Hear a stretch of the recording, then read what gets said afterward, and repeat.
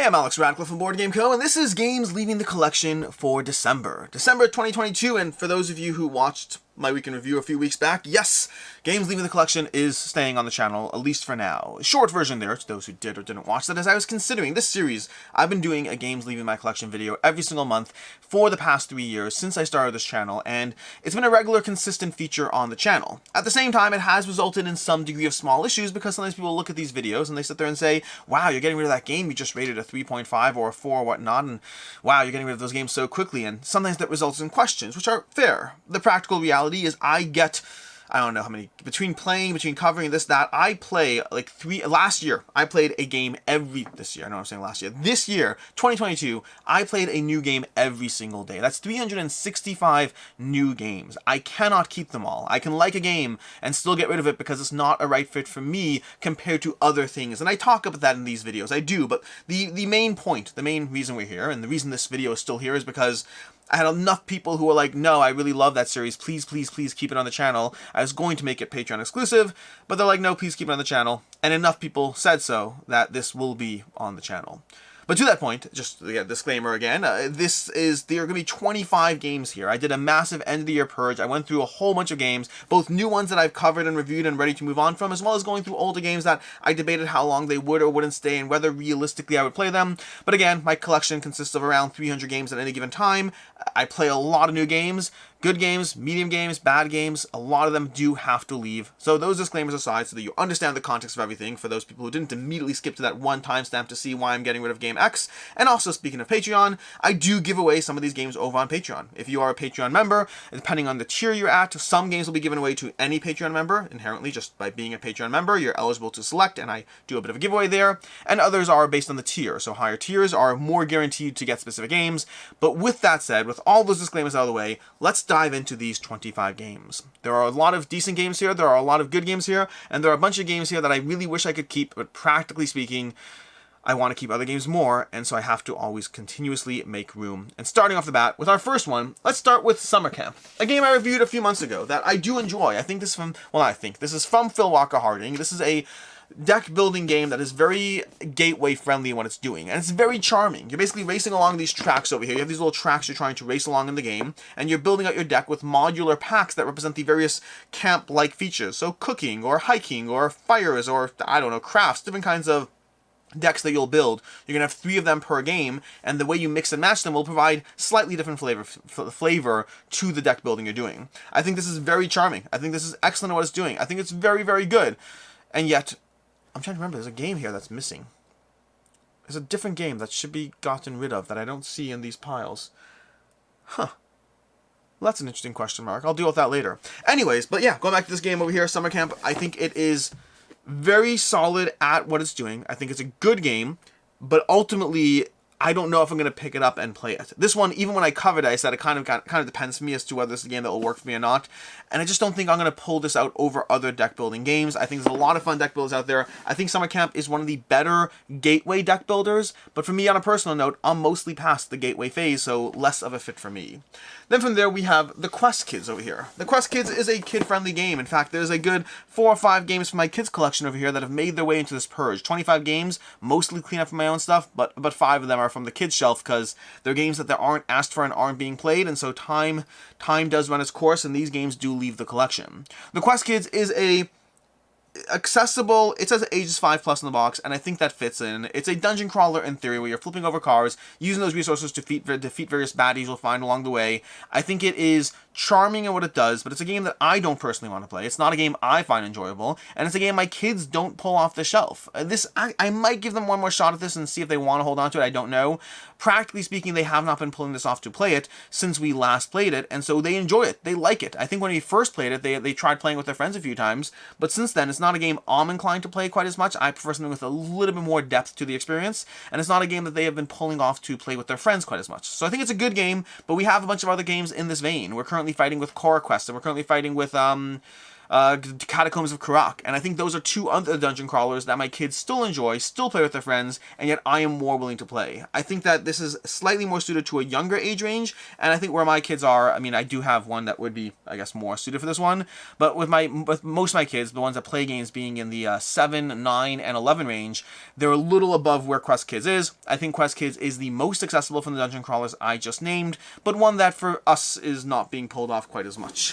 Speaking of kids games that aren't being played quite as much, and my kids might murder me if they find out this is going, but my Little Scythe just doesn't have a place in my collection anymore. I reviewed this a while ago. I actually reviewed more specifically the Pie in the Sky expansion along with the base game over here. I think I covered the base game at the same time. I can't recall.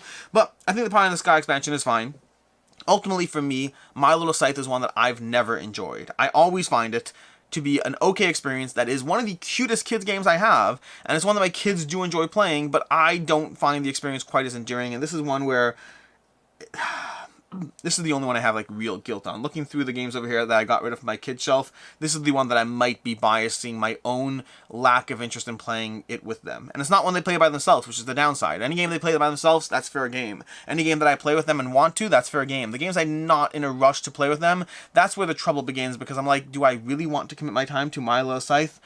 I've played this game probably like 10, 15 times now over the course of the past several years, and I think it's a good game. I just don't have fun while playing it, and that is a...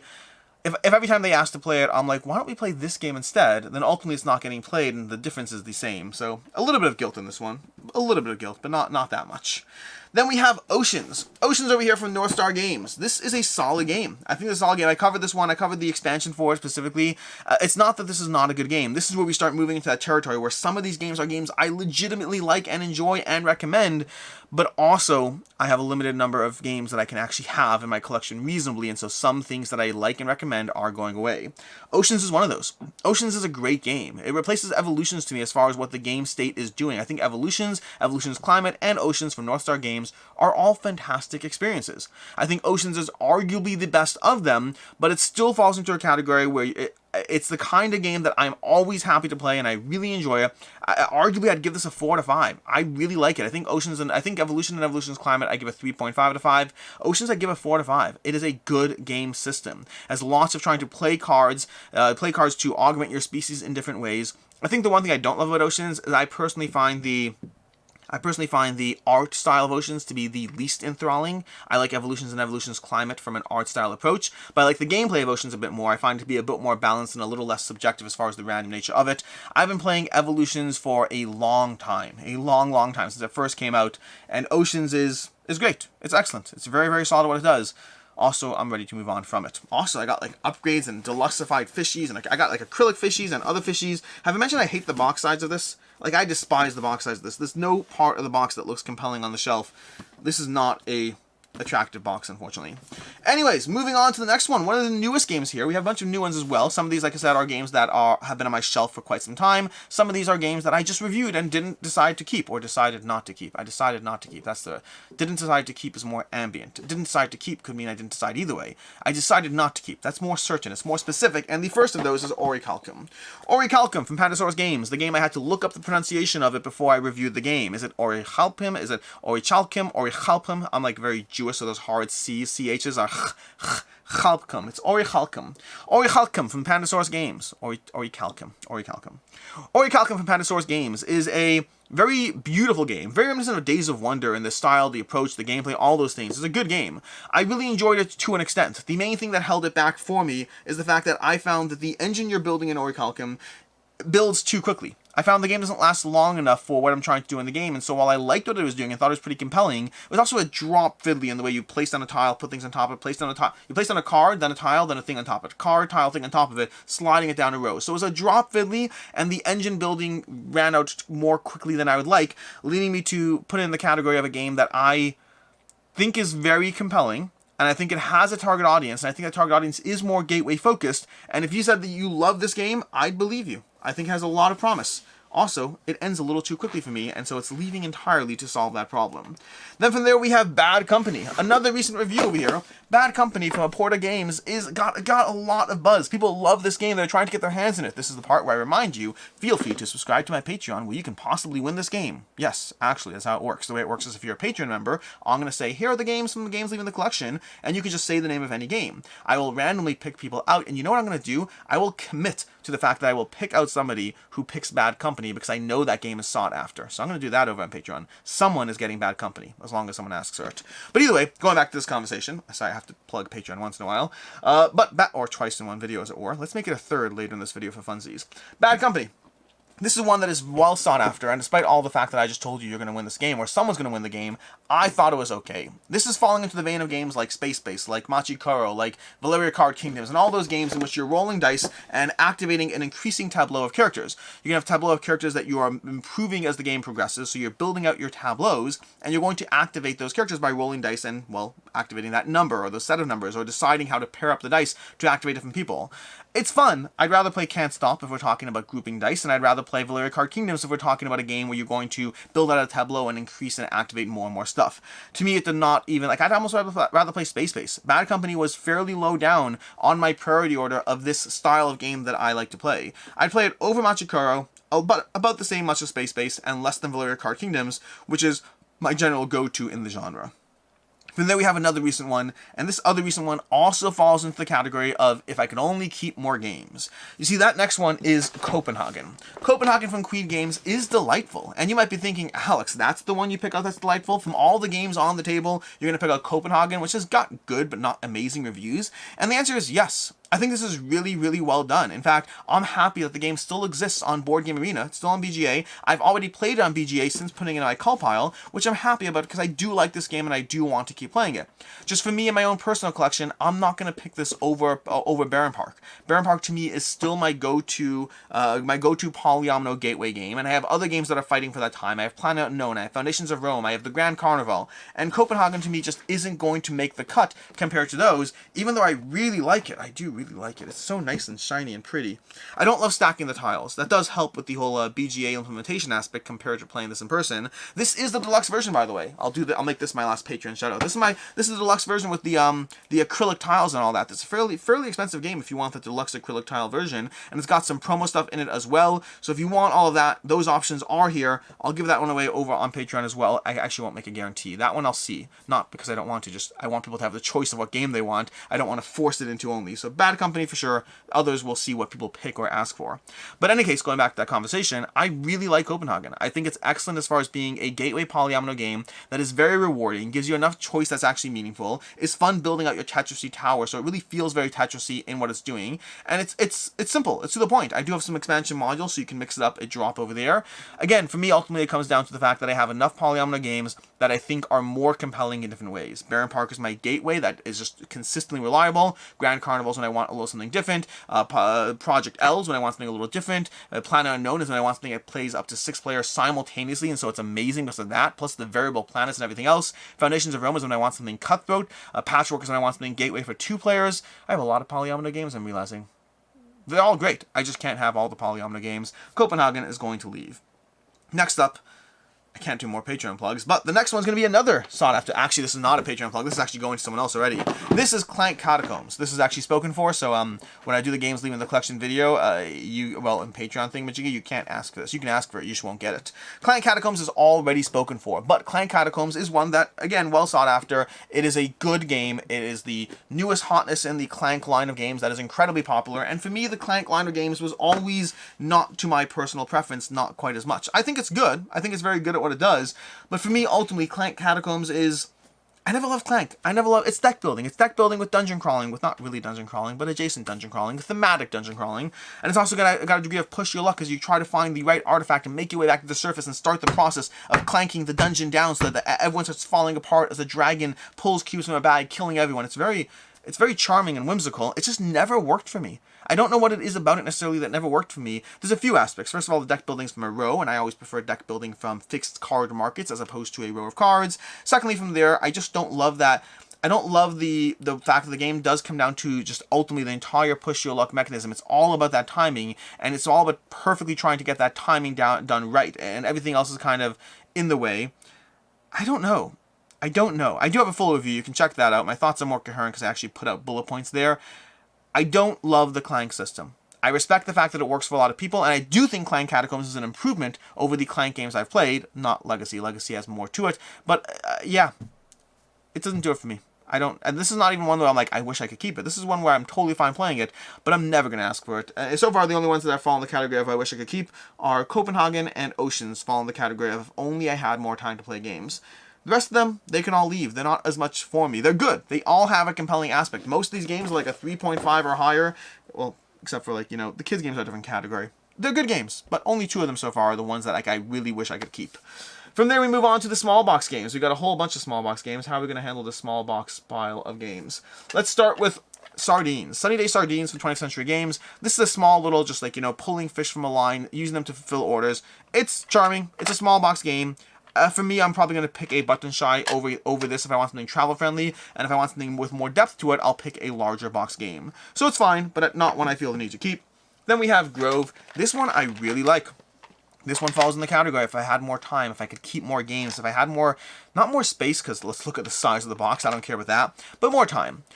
Grove is a really compelling, really enjoyable small box game of overlaying cards to produce other plants and try to optimize your score around them. I find I'm going to still pick most button shy puzzles over this. I find that I play Rove over this. Yes, I said Rove over Grove. It's not like a typo or misspeak whatnot. It's Rove. I'd rather play Rove over this. I'd rather play Sprawlopolis over this. I'd rather play Agropolis over this. I assume once I get Naturopolis, I'd rather play Naturopolis over this. I do think Grove is great. Make no mistake, I think it's a great game. I think if you pick this up, you're getting a solid, enjoyable solo puzzle. And I have a lot of those already with not enough time to play them as it is. From there, we have another small box games. I told you this small box games conversation. These small box games tend to have more leeway in my collection because they go on a shelf and like they take up no space whatsoever.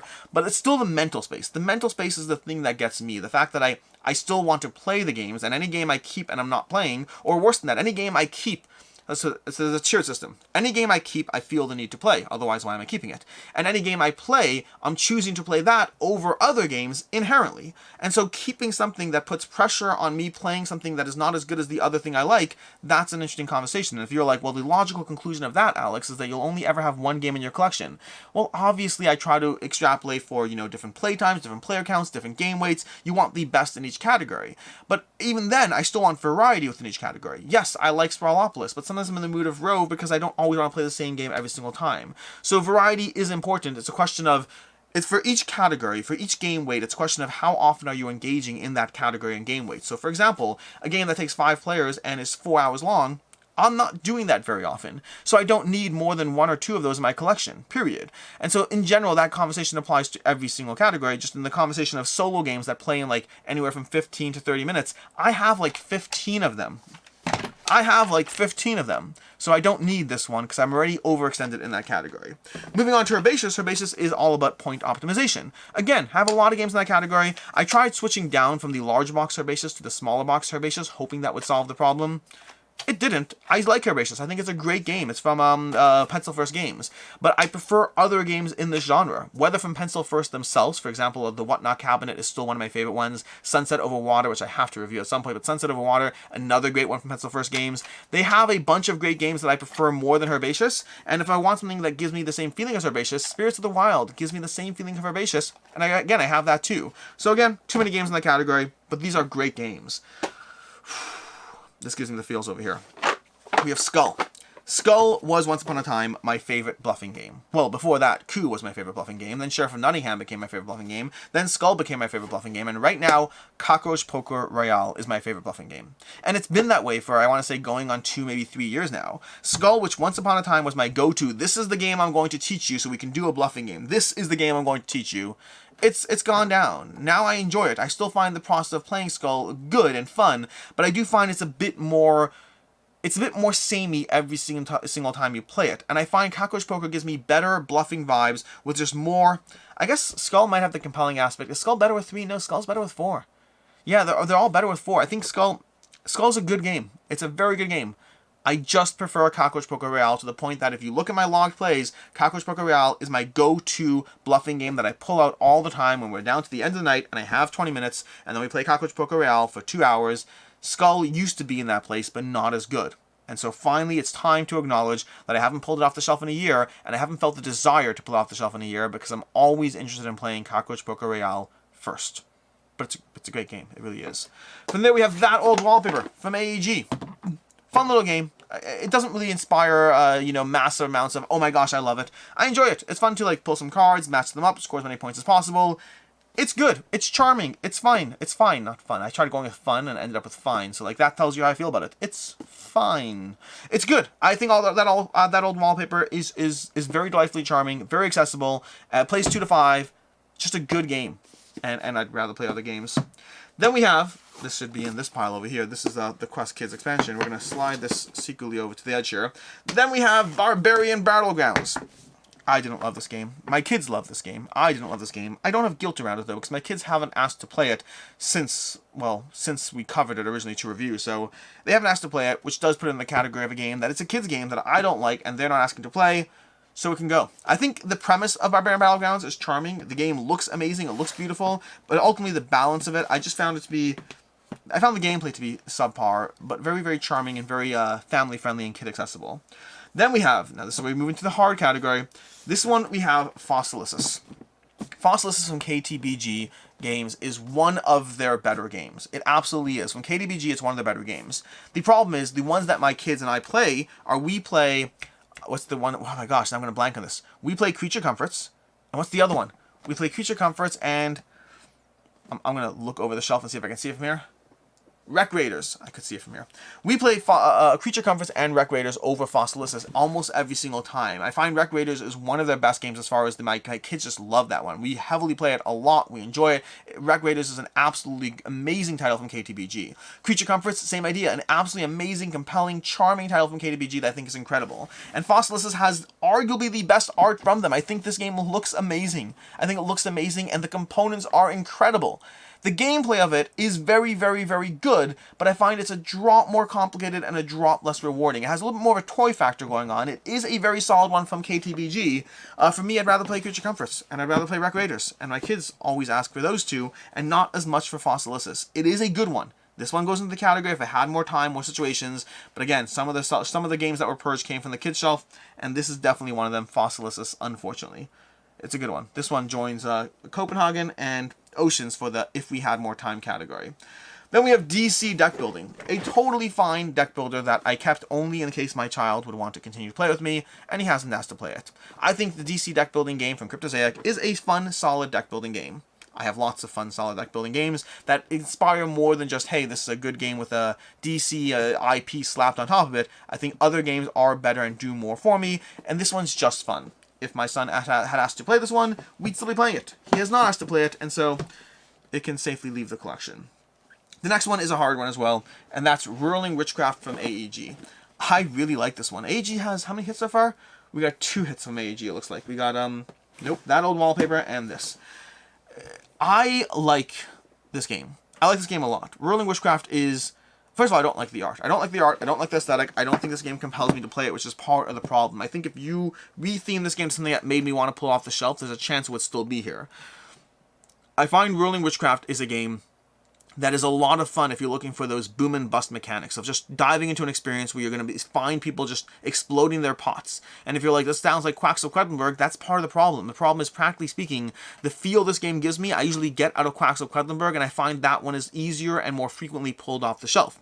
As far as the strategy goes, I find this game strategically works best as a 2-player experience, but that's just not where I end up pulling it out. As a 2-player experience is more balanced to the game, because what I do, basically the game is all about exploding the pots of the player to your left or right, I can't remember, one of those sides. The problem with it is it's very dependent on the fact that for you to win, you have to do well, but other people have to be kind of playing balanced as well. You can have somebody who plays poorly, and as a result, it changes the whole dynamic of the table. So it's one of those things where you have to not have someone else screw up and decide who wins almost by consequence of that. And so I find it works strategically best at 2 players, and if you don't care about strategically, if you're just there for the fun of watching the thing go boom, it works, and it's a great game.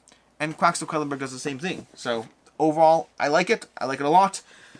It is one of the harder ones as far. I think we're down to There's still a few hard ones. There's still a few hard... Again, part of this was a heart-to-heart collection purge. I do this. This is very much, by the way, for the record, part of the reason for this purge was the inspiration I tend to get whenever I talk about good games. Having just filmed my top 100, plug for that. You can watch my top 100 games of all time with Devin and Meg.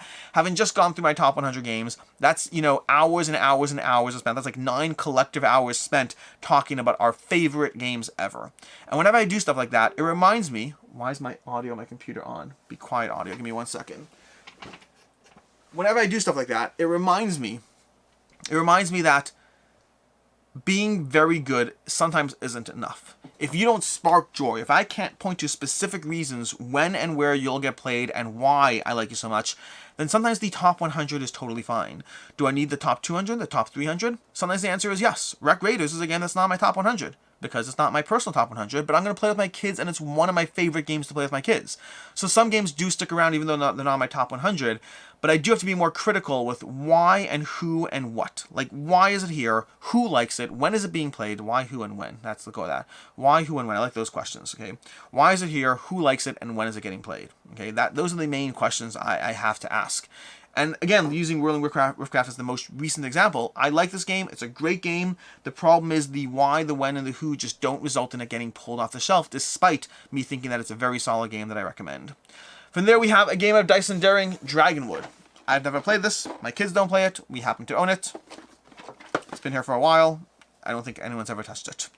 Moving on to Unicorns in the Clouds. Now this brings back fond memories. Also, just to be clear, this is going in the garbage after this video. This is not complete. I'm not giving this away to anyone. This is Unicorns in the Clouds, and this has fond memories because this is Ricky, my daughter. This is, I want to say, the first game we ever got for her as a gaming kind of situation. Meaning, I'm not saying she never played any game before, but when we were getting into games, and we got her this game because I was looking into hobby games. This was pink, it was sparkly, it feeds into every stereotype you might have about a 3-year-old girl, and this is the one she wanted. And it teaches you game mechanisms. There's no decisions in this space. This is basically Candyland if Candyland were like 20 minutes instead of 3.5 godforsaken hours. And it gives you that basic experience. There's no decisions. You just roll dice and move, roll dice and move. But it does so in a charming way, in a shorter way, with bright and shiny gemstones. This is the game Candyland should have been. Except there should be like a boy version too. Boys can like rainbows and unicorns too. I'm not judging. I'm just saying I'd like more variety to the experience. But this is such a good, accessible teaching game. Box says ages 3 to 99. I disagree that you should be playing it when you're not, well, maybe 99, maybe then, but like somewhere in the range. It's like probably like ages 3 to 5, and then like, you know, whatever level of not being able to remember what's going on anymore to whatever level of that. Unicorns in the Clouds. I have fond memories. We haven't played this in years, for the record. This has not been pulled out and played in like 6 years. Give me a second here. I just want to see how much stuff is actually in this box. We have the 3 boards. We have the dice. We have the gems. Looks like we're missing a single unicorn.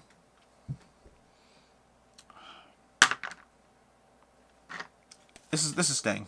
This is staying. I still have a 3-year-old. This is staying. It's still playable. Moving on. We have Hidden Leaders. Hidden Leaders, another great game with the who, why, the why, what, when. The why, what, who. The who, what, when. The when, where, wow. I don't know.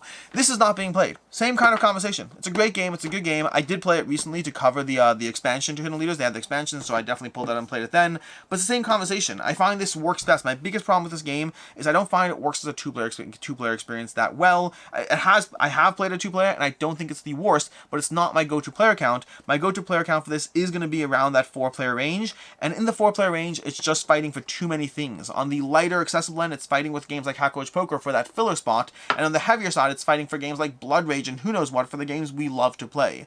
This, practically speaking, falls into a slightly frustrating range of being lighter, but plays in around half an hour to like 45 minutes or so, which just means that it's not going to get tabled quite as much. It is a good game. I recommend it. Based on my own personal game group's dynamics, it doesn't really get played.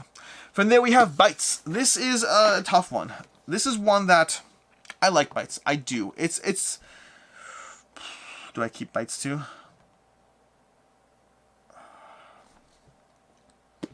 There's a chance I change my mind on this one. There's a chance that Bites stays. I do like Bites. It's the same. It's that question. You see, this is the problem. This is the problem. People, like, if you're gonna, I like games. I really like games. the decision space of what's being played is the conversation. And Bites is one that we still do play. Bite stays. Bite stays. Changing my mind on that one. I'm sorry. For right now, it's going to stick around. Again, everything's about the target audience. Bites is never going to be my top 100. It's not a top 100 game for me. But it is one that I think I still have fond enough memories pulling it out and playing, and I still enjoyed it enough as a good family-weight game that I think I'm just going to move it from my game shelves to my kids' game shelf. Yes, I have different shelves. They have their own little Calyx cubby full of their own games, and so I think I'm going to move it off my own shelf and onto their shelf, and then we'll see what happens. It may one day leave the collection. For right now, it's still sticking around. But, on the other hand, Bear Raid, from the same publisher, is not sticking around. Bear Raid, and that's because I'm not playing this one with my kids, and we go back to that conversation of when is this being played. I think Bear Raid's fantastic. In fact, I think it's better than Stockpile. Stockpile is a very similar game that is sticking around where Bear Raid isn't, and there's a very specific reason for that, which is a little bit interesting, but it's a very specific reason. I have found that Bear Raid does fall into a category of, it's not the games I'm playing with my regular diehard game group, it's it's a game that I'm playing with my extended game group. For context, my game group has like 4 or 5 people that are regular, we're here to play, we love games, we love our specific games, there. Then there's like 15 people that fall in the, hey, I'm raising my hand to come to game night this week, and a whole different genres of games get played depending on who shows up. Bear Raid is the kind of game that gets played with Group 2, not Group 1. What I have found, practically speaking, though, is that as much as I enjoy Bear Raid, I find that it is one that is harder to teach and get off the ground. It's a little less intuitive and requires a bit more examples going on, as opposed to Stockpile, which I prefer Bear Raid to Stockpile. But Stockpile, I find, is easier to pull out with a bunch of new people, and it just works faster. So both great games, both have their own place, both are very, very, very well done in different ways, but ultimately Stockpile gets played where Bear Raid just wants to get played. So that one can safely leave. From there, we've got 2 left. We have Duos, which is one I reviewed recently. I enjoyed it. I find it's got a good little pairing system. I held on to it hoping it would get tabled more. Practically speaking, Codenames gets tabled, Decrypto gets tabled, So Clover gets tabled. Other games in this, Dixit gets tabled. Other games in this genre of trying to match things up based on the players at the table. There are a lot in this genre. I think Duos is very charming. I think the artwork of Duos is probably holding it back. I found the mechanism more compelling than the actual art itself. I think this is a good game, just fighting for space with a lot of better games in this same field. And then lastly, we have another one that worked out well for me, but also same issue, which is Wildstyle. This is a fairly recent review from Pandasaurus. Pandasaurus has a lot of great games. The Loop, oh my gosh, the Loop is amazing. But the Wildstyle has a real-time element, and I very much enjoyed what it was doing. I wasn't sure if it's the kind of game that would or wouldn't be pulled off the shelf, and ultimately it hasn't been. It's the kind of game that I theoretically wish we had more time to play, but we're not pulling it off the shelf to play in its current form. It's a quick, fast-paced, real-time game as you plant these tags on the board to create these little fields. It's a fun game, but it does play more like a party game and less like a strategy game because of that real-time mechanism. In general, I have said before, I'll say it again, real-time is a genre that rarely ends up staying in my collection. It's a genre I generally enjoy, but it rarely ends up staying. At the end of the day, when I'm picking games to keep and games to get rid of, real-time games often are the games cut. Project Elite has held its own for quite some time, and even that one, I'm not certain if it stays forever. And with that, we're going to go ahead and call this a wrap. 25 games, lowered to 23 because I changed my mind on 2 of them, possibly lowered to 22 because I may have counted this as an extra. So 22 games that are leaving my collection. This is my end of the year purge. This is my end of the year, end of 2023 cleaning house of games, although there's going to be another video coming soon. You see, something I don't actually say the number out loud, but I have a lot of unplayed games in my collection. A lot more than I should. I don't know the exact count, but probably somewhere around 80 to 90 unplayed games in my collection. There are games that have been piling up for a long time just because of the very nature of the fact that I do content creation. I have a lot of games coming in, and I do have to focus more on the cult of the new to an extent because of the channel and all that stuff. And so a lot of games do come in, and many of them do get played, but many of them don't. And for a long time, and I've been slowly pinging away at that pile. I've been doing good work in it, but at any given point, I have around 90 or so unplayed games in my collection. I'll be doing a full dedicated video towards the beginning of 2023 where I take a look at those games and figure out which ones I'm going to prioritize playing as soon as possible and which ones realistically have to go. Which ones am I just not going to currently prioritize? And those are hard for me because I have no problem getting rid of games that I've played, I know where I stand with them, and I'm just not going to table them. I find that's easier. Past exceptions like Bites where I agonize even more and wonder about it. Even when I love a game, it is easier for me to say, you know what, I love you, I think you're great, but I'm not going to pull you out and play you. That's when I know the game. I have a much harder time getting rid of games that I haven't played, because every unplayed game represents some fountain of potential that this might be the game that does it for me. I can point to games in my collection that I adore that I had no expectations of. Rurik was a game I almost got rid of without playing it. Arena of the Contest is a game I never even wanted in the first place. I got in a trade and I just happened to try it. There are a variety of games in my collection that I did not think would be the thing that they are for me. Ruthless is a not two-player, I don't know why I said that. Ruthless is a deck-building poker game that I adore and I think it's amazing, and it wasn't on my radar at all. Every unplayed game to me represents that untapped fountain of potential.